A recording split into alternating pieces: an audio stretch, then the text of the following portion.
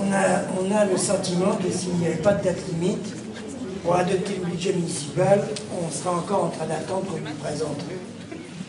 Dans notre profession de foi, Bagnolet du Bœuf à gauche, pour les municipales de 2008, nous écrivions « Parce que nous sommes vraiment de gauche, nous refusons une politique décidée en notre nom, sans que nous soyons invités à la discuter et à la contrôler.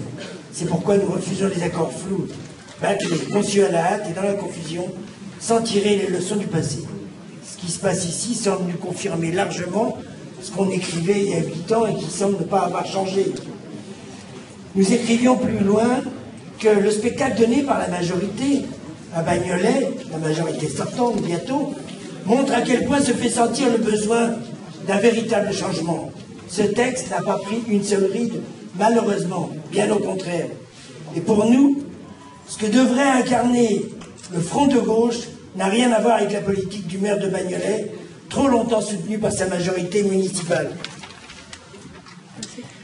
Nous ne nous reconnaissons pas dans l'opacité des décisions autoritaires et unilatérales qui entraînent une gabegie municipale, à savoir une diminution drastique des moyens au service public, des conditions du travail de personnel communal qui se sont dégradées, le centre municipal de santé qui est totalement asphyxié, les écoles de la ville qui n'ont plus les moyens de fonctionner normalement. Vos budgets d'austérité des services publics relevant de la commune fragilisent leur fonctionnement, ils dégradent les conditions de travail des personnels et la qualité d'accueil des usagers des services municipaux, de nos écoles, des centres de quartier, de notre centre de santé. Monsieur le maire, vos pratiques et la politique budgétaire municipale que vous proposez n'ont rien à voir avec ce que l'on attend d'une municipalité front de gauche.